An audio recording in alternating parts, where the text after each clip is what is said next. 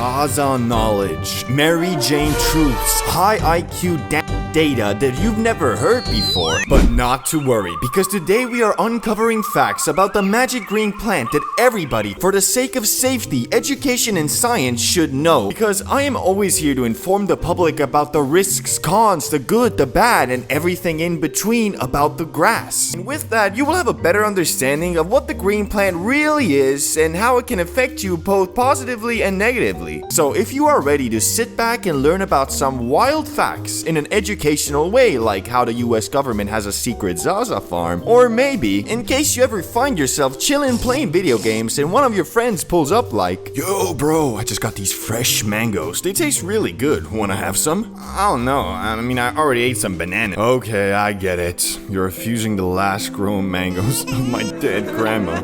Her last wish was that we may enjoy them together." "Oh, I'll eat the damn mangoes if it'll show you up, man." 20 minutes later.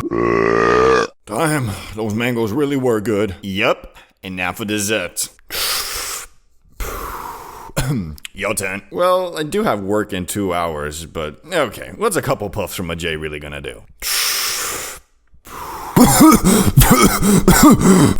Oh my, why am I so faded? It's the mangoes, bro. They contain the same terpene myrcene that's in the J. That's why the Za hit you so fast and hard. This was always my plan. So, what we playing? I'm guessing you're calling in sick from work. From long-standing stone prophecies like eat a mango 30 minutes before lighting up to increase your fade, to the US government's secret farm, we have a lot of Zaza facts lined up that'll change your life. Okay, well, maybe not that, but anyway, first up, grass bends your perception of time. Lettuce has this unique ability to bend time, not like interstellar or wormhole physics, more like your brain suddenly hired the most unreliable intern to keep track of the clock. Here's what's actually happening. THC binds to CB1 receptors in your brain, especially in areas like the cerebellum, basal ganglia, and prefrontal cortex. These regions don't just help with movement and decision making, they also play a key role in how we measure time internally. Normally, your brain has a nice steady rhythm for counting seconds and minutes, but when THC hijacks those receptors, that rhythm slows down. The result? Your perception of time stretches out. 10 minutes can feel like half an hour, a short song feels like a symphony, and waiting for the pizza delivery guy feels like you're aging in real time. You might check your phone, think hours have passed, only to find out it's been 4 minutes, and you've already rewatched the same TikTok 3 times. It's not that the outside world is moving slower, everyone else is still living in regular time. It's just that your brain stopwatch is now on stoner time, which is about as reliable as a 5 a.m. alarm when you could technically sleep till 7, which we all love sleeping in until you finally wake up, check the clock, and realize half your day is already gone. Now you're rushing, stressing, and worst of all, you don't even have time to re-up at your favorite shop. That's exactly where today's sponsor, Everything 420, comes in. No more last-minute drives across town or dealing with shops closing early. E420 is one of the biggest online Zaza shops out there, delivering everything you need fast, affordable, and completely discreet. Whether you're looking for the everyday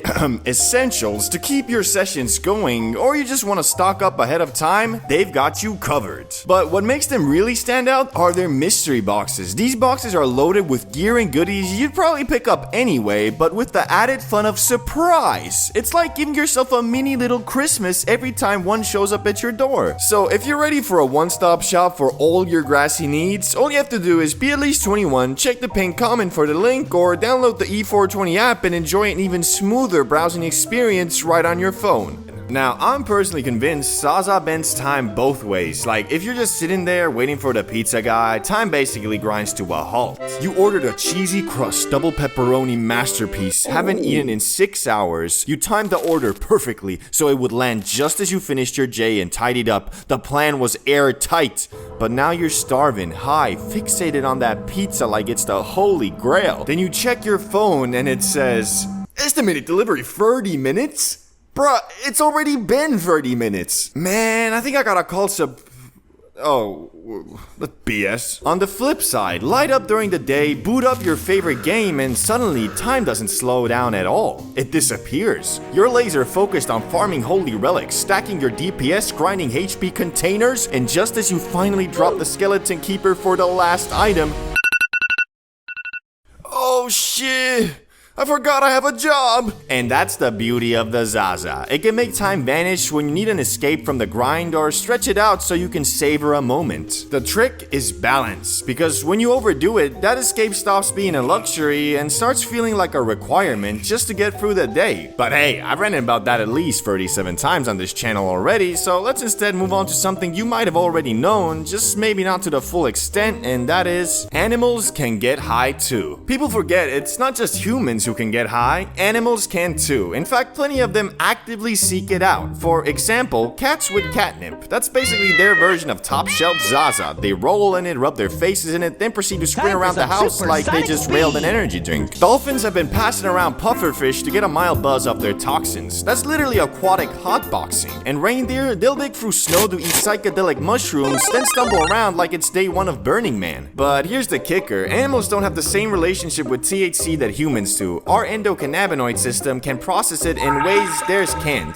Dogs and cats, for example, are way more sensitive, so that funny idea of blowing smoke in your pug's face, not only is it cruel, it can actually be toxic. Your dog doesn't need to experience Snoop Dogg mode. Just saying. So yeah, animals can get high, sometimes even on purpose. The difference is, nature gave them their own party flavors. Humans just invited cannabis to the guest lists, which perfectly brings us to, unlike a lot of animals, humans are wired for weed. Now, here's the real twist. Animals can get high, but humans are actually wired for it, like built-in compatibility modes. See, cats have catnip, dolphins have their pufferfish, reindeer have their mushrooms, but humans? We've got something called the endocannabinoid system. It's a network of receptors scattered all over the brain and body. CB1, CB2 that regulate mood, appetite, memory, pain, sleep. Basically, all the things famous for messing with. And the wild part is, our bodies already make their own weed-like chemicals called endocannabinoids. Stuff like anandamida, nicknamed the bliss molecule, is what gives you that runner's high or that weird wave of calm after eating chocolate. Cannabis just happens to produce compounds that fit those receptors like a skeleton key, especially THC, which plugs in and starts messing with the system. So while your dog might get wrecked from a tiny crumb of an edible, your body is running weed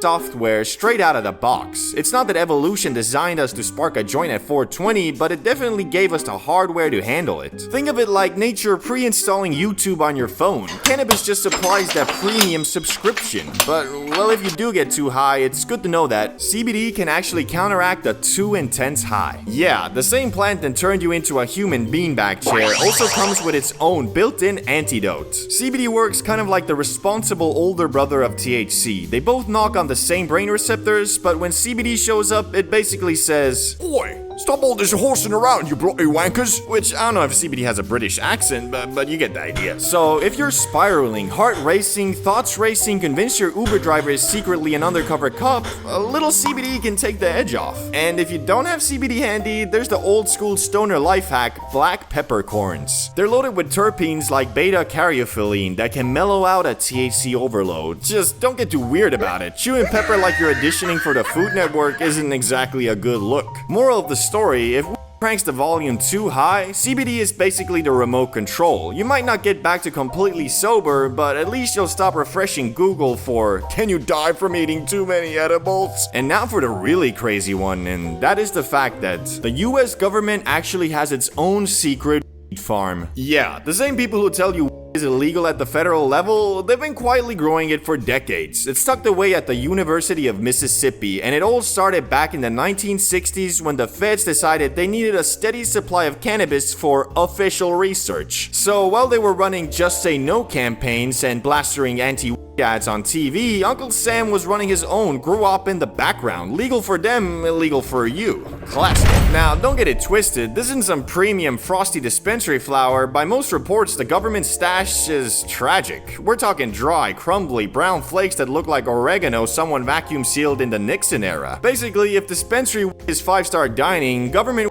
is the gas station hot dog of cannabis. Technically still but you regret touching it immediately. And here's where it gets even crazier. Starting in 1978, the government actually mailed joints to patients through something called the Compassionate Investigational New Drug Program. A few dozen people with conditions like glaucoma and multiple sclerosis were legally prescribed cannabis rolled up by the government and shipped in little tins. Each tin held about 300 pre-rolls, and patients got a fresh supply every month. Imagine opening your mailbox and finding a federally issued can of mid stamped property of the US government. But the program shut down to new applicants in 1992 after the AIDS crisis led to a flood of requests. Today, only a handful of the original patients are still alive and technically still receiving tins from Mississippi. For everyone else, that subscription service is long gone. Still, it's kind of wild to think while regular people were being locked up for carrying a single joint, the feds were quietly tending their own plants in Mississippi and mailing out weed like Publishers Clearinghouse. Hypocrisy, science experiment, maybe both. Either way, next time someone says, "The government is hiding something," you can nod and say, "Yeah, man, it's weed."